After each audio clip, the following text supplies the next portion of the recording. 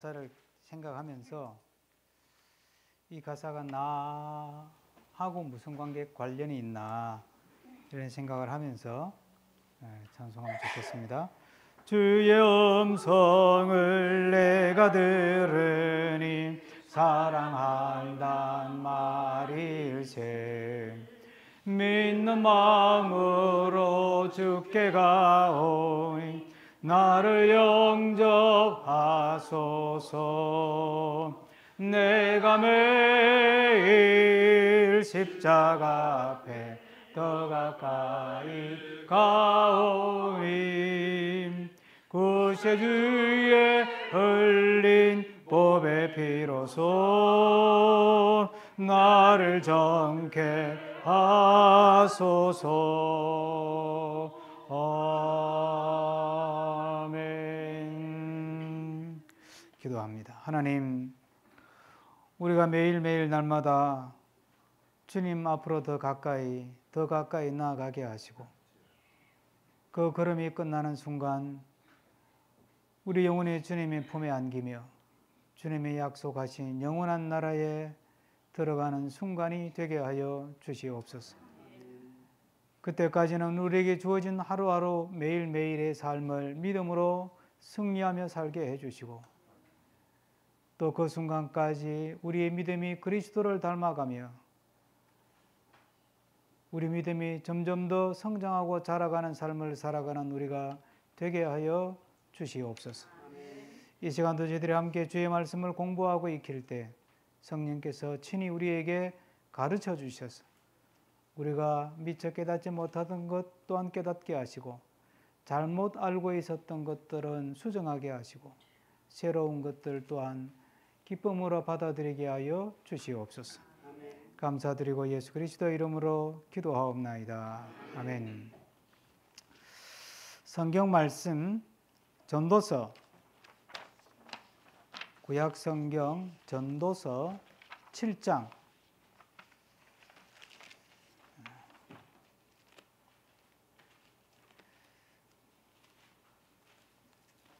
전도서 7장 제가 지금 창세기 끝나면 전도서를 좀 할까 싶은데 오래전에 한번 했는데 이 전도서가 참 우리 삶에 너무 실제적이고 구체적인 걸 다루기 때문에 다시 한번 깊이 살펴보는 것도 좋겠다 싶어서 지금 전도서를 할까 생각하면서 보고 있는데요. 7장 1절에서 우리 4절까지 한번 교독하겠습니다. 7장 1절에서 4절까지 제가 먼저 1절을 읽습니다. 좋은 이름이 좋은 기름보다 낫고 죽는 날이 출생하는 날보다 나으며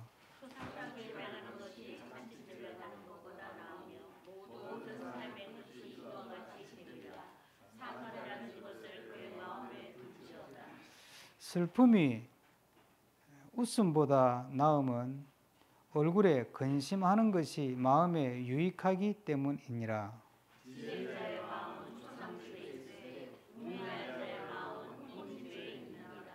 아멘. 이게 사실 참 이 말씀만 한 구절 한 구절 뜯어봐도 우리가 보통 생각하는 것하고는 그 삶의 지향점이 다르죠.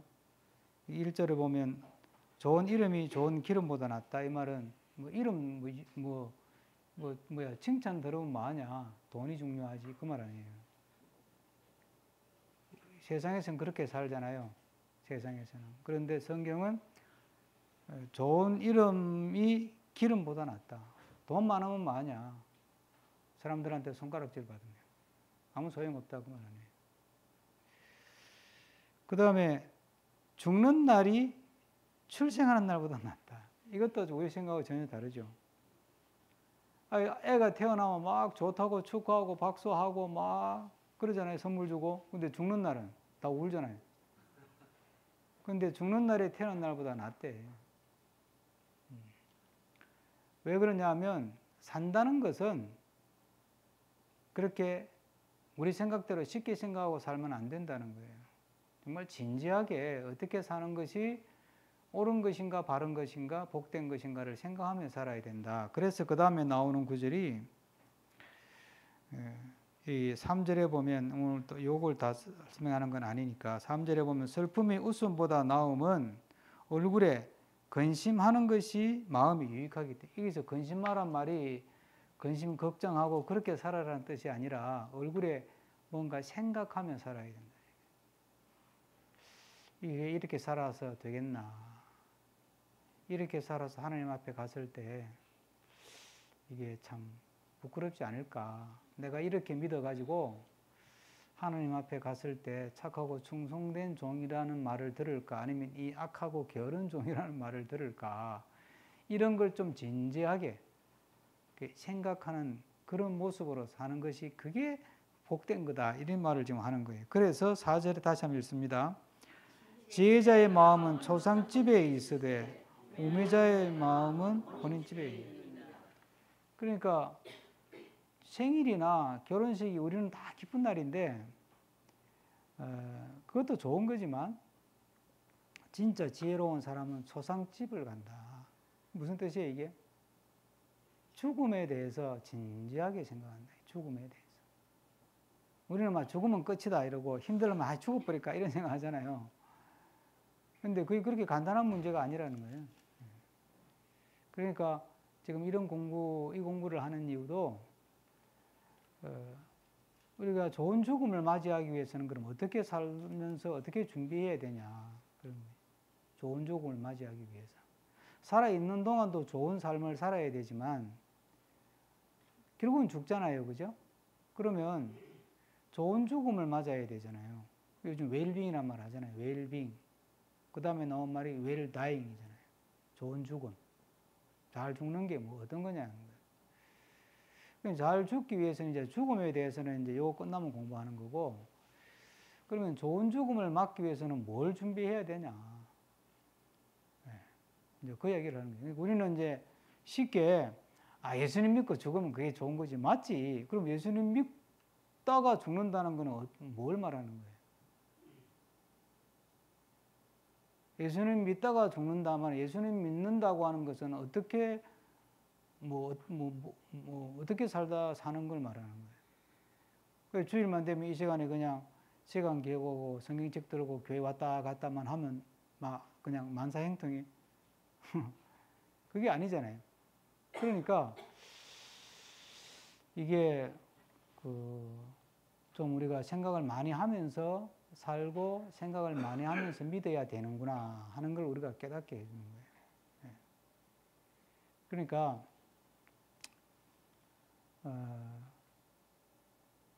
한국 교회에 복음이 들어와 가지고 초기에는 복음이 굉장히 본질에 충실했어요. 성경의 기본적인 가르침에 충실했어요. 여기 보면 배 장로님은 청년 때 믿었고, 황 장로님은 태어나서부터 모태신앙이에요? YPC에서 한 게 아니고 믿음 생활을 대학교 와서 이제 한 거 그렇구나. 그러니까 이게 지금 모태신앙 많잖아요. 그럼 그건 70년을 믿었는데. 내가 생각을 가만히 해보세요. 기억날 때, 그러니까 청소년 때, 청년 때, 지금부터 한 50년 전에 한국 교회가 여러분들 교회에서 목사님들이 설교할 때 막 전도를 강조했어요. 그때.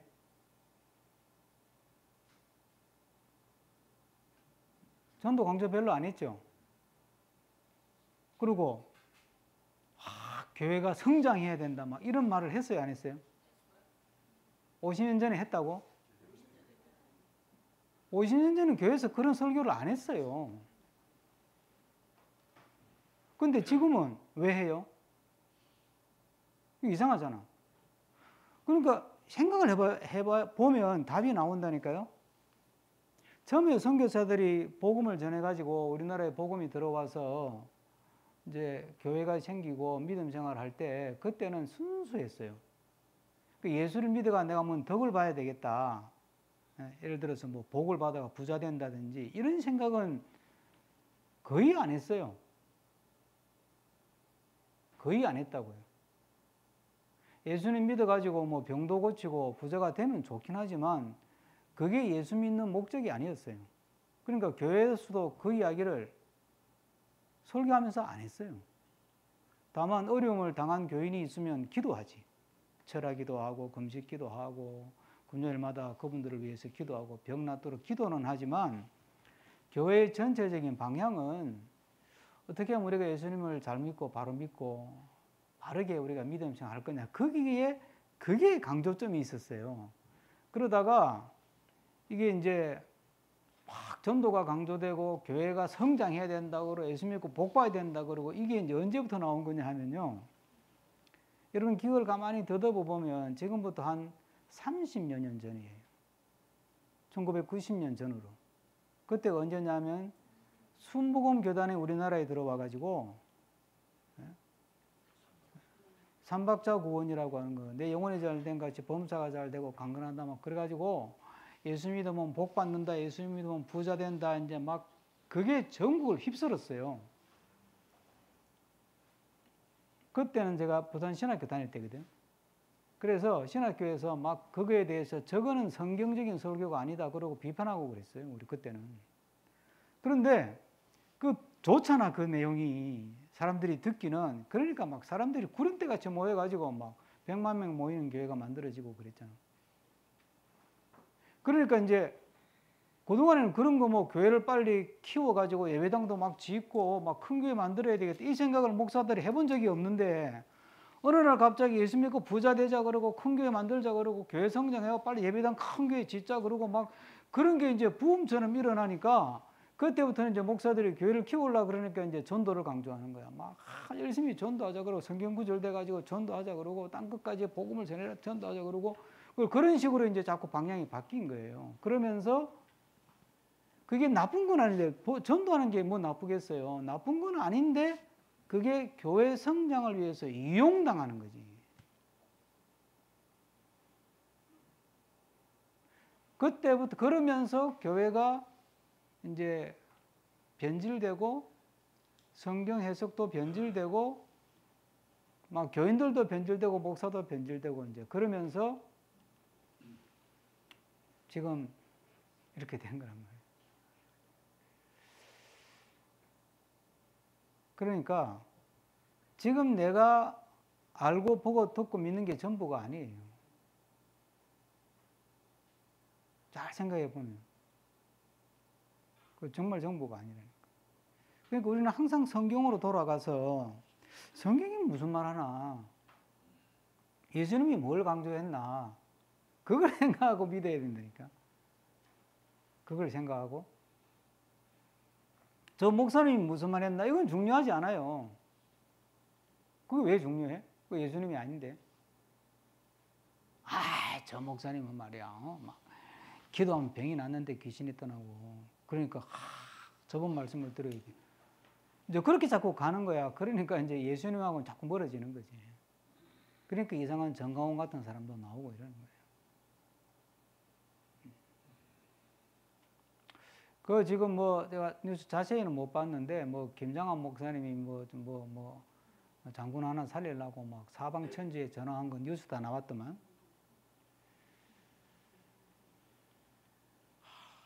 이제 이런 게요 앞으로 한국 교회에 엄청난 부담이 될 거예요. 그게 이제 한국 교회의 뒷모습이었거든. 뒷모습. 국가 조창 기도회 해가지고 뭐 그런 게 있잖아요. 이게 처음엔 다 순수하기 시작을 했어요. 그러다가 그게 이제 종교와 정치가 결탁을 하고, 그래서 이제 뭐 종교는 정치인들 뒤를 봐주고, 뒤를 봐준다는 게 뭘로 봐주겠어요? 교회가 돈 보태주고 사람 동원해 주는 거지. 그러니까 교인들은 뭣도 모르고 막 따라가고 동원당하고. 참 안타까워요. 그래서 참 내가 그 뉴스를 보고 마음이 참 무거웠어요. 그분 한 분이 아니거든. 그 이제 대표적으로 그분이 워낙 그쪽으로 발달한 분이거든. 그 빌리그레암 전도대회 할 때 통역했던 거 아니에요, 그분이. 그래가 이름을 떨친 사람 아니에요. 그러니까 이제 빌리그레암이 미국에서는 또 최고 또 그런 분이잖아. 대통령들이 다 고개 숙인 사람들이니까, 미국 대통령들이. 그러니까 빌리그램하고 친하니까 미국의 정계에 막 유명한 사람하고 다 친하는 거야. 아, 이게 대한민국의 김장한 목사라고. 서로 잘 지내. 이래 버리니까 뭐 미국의 정재계 유명한 사람들하고 다 친해져 버리고 막 그게 권력이 되고. 그러니까 한국계 목사들은 다 또 이제 그냥 그 어른한테 또 줄을 대고. 제가 이런 이야기를 조금 이렇게 자세히 말하는 거는 이제 우리가 죽을 때가 다 됐는데 이제 죽기 전에 이렇게는 좀 정신을 차려야 안 되겠어요? 그렇잖아요, 그죠? 죽기 전에는 이제 죽으면 예수님 만나야 되는데 그건 뭐 외통수인데 다른 길이 없어. 죽으면 예수님 만나야 돼. 어차피 거기 가야 되니까. 그럼 예수님한테 예수님 갔을 때 야, 너 잘 믿다가 왜 그 헛짓하다가 갔냐? 너 참 나 기가 찬다. 너 생각하면 너 처음에 그렇게 순수하게 잘 믿더니 왜 그렇게 헛짓하고 뭐 그러다가 와가지고 내 속을 상하게 했냐? 그 소리는 안 들어야 안 되겠어요? 그러니까 우리가 한국 교회를 대표하는 사람도 아니고 뭐 교계를 움직이는 사람도 아니지만 각자의 위치에서 아, 정말 생각을 하면서 바르게 믿는 것이 무엇인가에 대해서 진지하게 고민을 해야 돼요. 제가 느끼기에 지금 전 세계는 대격변기예요. 제가 전에 얘기했지만 하여튼 뭐 코인이 등장으로 인해서 화폐 금융 시스템이 지금 대격변을 일으키고 있고 AI가 등장해가 산업계가 대격변을 일으키고 있잖아요. 그 다음에 지금 트럼프의 등장, 트럼프만이 그런 게 아니고 그 이전부터 미국이 좀 이상했어요. 미국이. 그래가지고 세계 지금 이 국제 질서도 대격변을 일으키고 있어요. 이제 앞으로 이제 이 세계 우리나라가 잘 살기 때문에 지금 우리도 심각한 게 잘 살기 때문에 못 살면 가진 게 없으니까 문제가 안 돼. 우리나라는 그래도 가진 게 꽤 많거든요. 하나님 복으로 잘 살게 돼 가지고 뭐 과학 기술도 갖고 있지, 제조업도 갖고 있지, 뭐 갖고 있는 게 많아. 그러니까 중국도 탐내고 미국도 탐내고 다 탐내는 거야. 러시아도 탐내고. 그러니까 우리는 완전히 막 그냥 그러면 아예 그냥 인구가 한 1억 한 2, 3억 명만 돼 가지고 막 그러면 괜찮은데 그건 또 아니야. 그러니까 막 중국이 흔들면 휘청하고 미국이 흔들면 휘청하고 막 이러니까 막 눈치 봐가면서 지금 겨우 여기까지 왔는데 이제는 각자 도생이에요. 모든 나라는 각자 도생이에요. 지능력 지가 알아서 살아남아야 돼. 각 나라가 다. 미국 하는 거 봐요. 근데 이런 어떤 세상의 흐름을 못 보고 예를 들어 막 그 극단적인 유튜브 하는 그 이런 사람들은 막 미국이 우리나라를 살려줄 것처럼 꿈 깨세요. 트럼프가 우리나라 걸 뺏어가지 빼먹지 살려주지 않아요. 아무리 동맹이라도. 중국은 우리나라 살려줄 것 같아요. 절대 안 살려줘요. 아니 등 밑에서 코 올라오는데 얼마나 성가시겠어.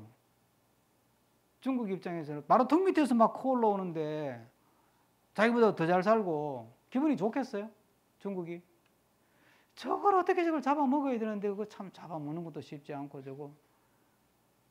중국도 죽을 지경이야 지금 우리나라만 쳐다보면. 그러면 국민들이 마음이 하나가 돼가지고 이 난세에 우리가 어떻게 정신을 차려야 돼? 이 생각을 해야 되지. 뭐 중국에부터가 살아남으려고 그러고 미국에부터가 살아남으려고. 이게 우리나라 지도자들이야. 이게 정치하는 사람들이. 웃기는 사람들이요. 나라를 어떻게 만들려고 그러는지 모르겠어. 심한 말로 대한민국의 대통령이 됐는데 왜 미국의 대통령이 인가를 받아야 돼? 미국 우리나라 먹여 살리나? 안 먹여 살린다니까. 아이고 참네. 제가 왜 이런 이야기를 하느냐. 이제 우리가 나이 든 사람이 이 시대에 우리가 어른 아니에요. 어른. 여러분들이 집에 가면 제일 어른이고 동네 가면 제일 어른이고 교회 와도 제일 어른이고 일터 가도 제일 어른 아니에요. 여러분들이 정말 하나님을 잘 믿어가지고 성경의 가르침을 가지고 중심을 탁 잡아서, 예? 내가 해답은 못 줘도 우리가 뭐 해답 줄 능력은 안 되잖아. 우리가 한국교회를 대표하는 사람도 아니고 대한민국을 대표하는 사람 더더욱 아니니까. 그래도 중심을 탁 잡아가지고 해답은 못 줘도 막 이렇게 좌우에 흔들리지 않도록은 해야 되는 게 우리 어른들이 앞으로 남은 우리에게 주어진 과제라는 거예요. 그러니까 우리가 이제 주님 앞에 갔을 때 부끄럽지 않기 위해서는 좋은 죽음을 맞기 위해서 준비해야 될 게 8개다. 첫째가 뭐였어요? 오늘 이제 끝내는 날에 이제 정리하면 끝나요. 첫째가 뭐였어요? 신체 변화에 잘 적응하면서 살아야 된다.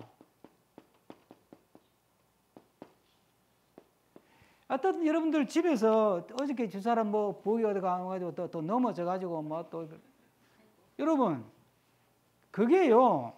내가 그래서 화를 냈다니까. 만약에 이 나이에 넘어져가지고 골절되면요, 그때부터는 지금 예인이나 예언이나 갑자기 스텝이 꼬이는 거야. 인생이 큰일 났네. 엄마가 누웠네. 그러면 어떻게 해? 그럼 얘들이 자기 꿈을 못 펼쳐요. 안 그래요? 그러니까 우리가 내 몸이 지금 이게 예전 같지 않다는 걸 알고 내 몸을 조심스럽게 잘 써야 돼요. 거기에 맞춰서 자기가 열심히 운동하고. 예? 두 번째 뭐라 그랬어요? 예? 순서대로야지. 인지. 뭔가 머리도 옛날같이 안 돌아가잖아요. 그러면 자꾸 메모하고 적고 실수 안 하려고 애를 쓰고. 대화를 해보면 그 말 안 해놓고 했대, 우리 집사람도. 그럼 나는 어떨까? 나도 글을 쓰고 있을게. 그런데 내가 그때 강조하는 말이 있어요. 나는 평생을 원고 써서 설교하면서 사는 사람인데 설교하는 사람 단 하나를 신중하게 선택한다. 그래서 당신보다는 내가 더 언어를 사용하는 데는 정확할 거다. 그러니까 내 말이 맞을 가능성이 조금은 더 있다. 어저께 예인이가 와서 점심을 오랜만에 이제 어디 시험 치고 먹는다고 점심 먹는다고 온다고 그래가지고 나보고 집에 와서 좀 보통은 교회에서 도시락 사와서 먹는데 집에 와서 좀 점심 먹는데 좀 일찍 오래. 그래서 내가 알았다 그러고 왔어요. 그런데 전화가 와서 12시에 오기로 하지 않았냐. 12시에 온다는 시간을 정한 적이 없어요. 그래서 나는 이제 집에서 나오면서 이 생각을 한 거야. 몇 시까지 오면 되느냐고 물을까 하다가 안 묻고 그냥 왔거든. 그러니까 그 말은 시간 이야기는 없었다는 이야기야. 근데 본인은 12시에 생각을 했겠지. 12시까지 예인이가 좀 일찍 온다니까 그러면 12시까지 오라 그러야 되겠다고 생각은 했겠지만 말은 안 한 거예요. 그러니까 그건 그렇게 생각한 거지. 그러니까 내가 지금 강조하는 거는 누구를 디스하는 게 아니고 내가 그렇다고 뭐 저 권사님들이 디스하면 삐질 거 아니야. 그러니까 머리가 예전 같지 않다. 세 번째 뭐예요?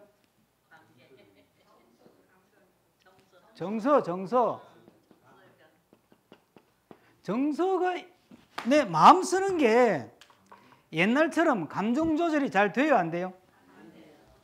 감정 조절이 잘 안 된다는 걸 인정을 해야 돼요. 참네. 길게 하면 또 잔소리 되니까. 네 번째, 관계에 엄청난 변화가 생기잖아요.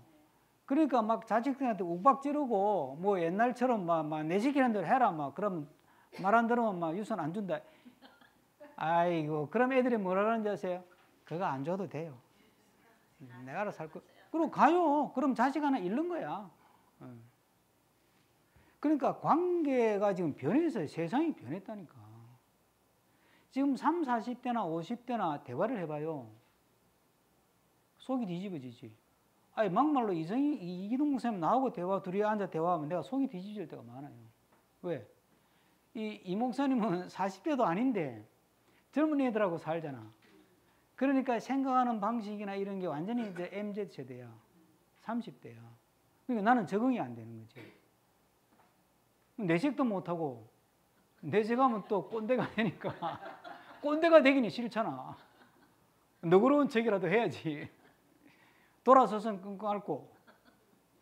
어쨌든 이 관계 이게 참 어려워요. 이게 그만큼 어렵다는 얘기를 내가 지금 하는 거예요. 그러니까 이거는 내가 멋있게 늙고 멋있는 좋은 죽음을 맞이하려면 그걸 알고 내가 이 관계 맺는 게 참 어렵구나. 그럼 내가 웬만하면 성경 말씀이 있잖아. 너희 관용을 모든 사람이 알게 하라. 그러니까 좀 너그럽게 조금 아이들 행동이 말이 안 돼도 이해해주고 자식들 하는 게 마음에 안 들어도 이해해주고 그러면서 관계 설정을 잘 해가야 된다. 5번째, 사회적 그러니까 역할. 관계가 변하니까 당연히 역할도 변한단 말이에요. 그죠? 당연히 변하는 거예요. 그러니까 옛날에는 우리 나이는 어느 단체나 교회도 그렇고 집도 그렇고 사회도 그렇고 딱 가면 어떻게 돼요? 대접받는 위치네. 대접받는 위치. 역할이 대접받는 역할이야.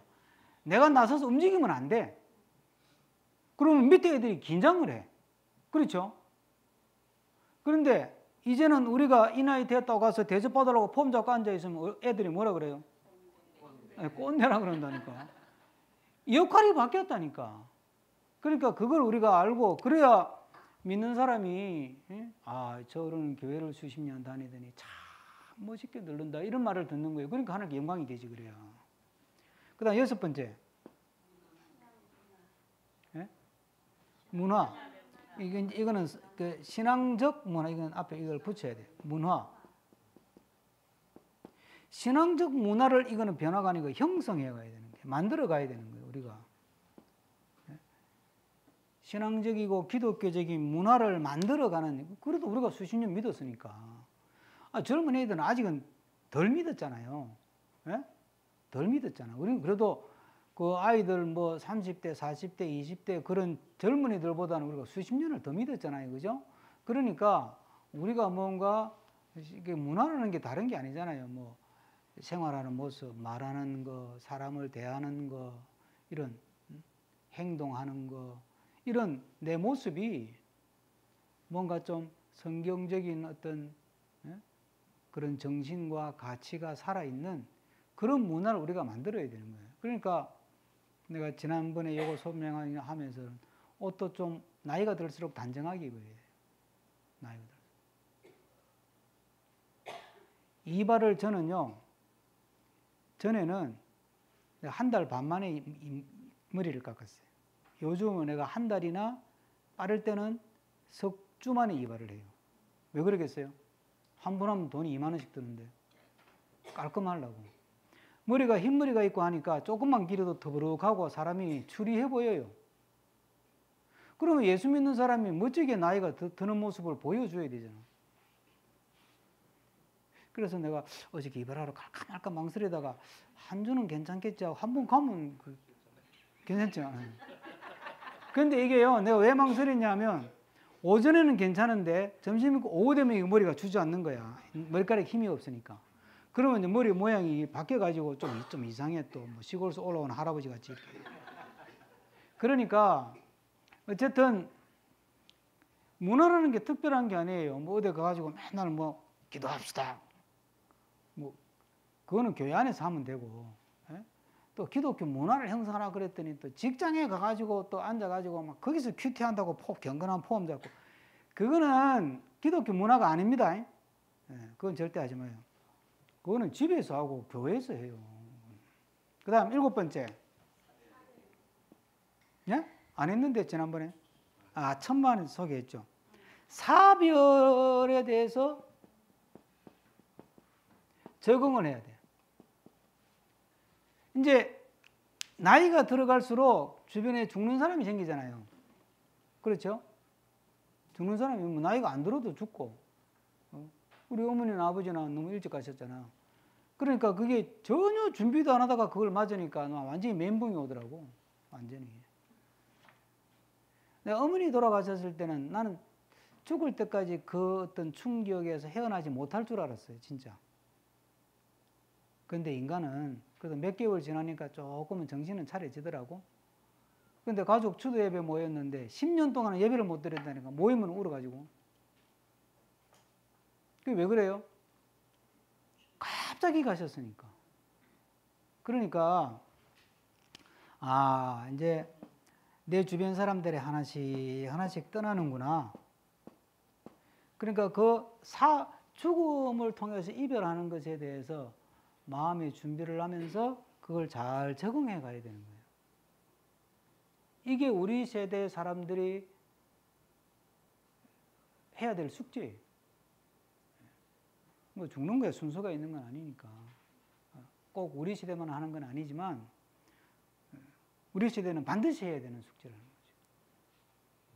뭐 당장 돌아서면 부고가 오잖아. 뭐 삼촌이 돌아가셨다. 뭐 고모가 돌아가셨다. 이모가 돌아가셨다. 뭐 형님이 돌아가셨다. 돌아서면 주는 연락이 오잖아요. 자, 그 다음 8번째. 네, 죽음 준비를 해야 돼. 죽음 준비.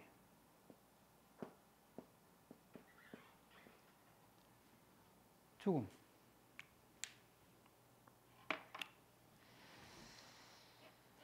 죽음 준비를 해야 된다. 그래서 이제 다음 시간에는 그럼 죽는다는 게 뭐냐. 이제 성경적으로 볼 때 죽는다는 게 뭐냐. 그 공부를 하려고 하는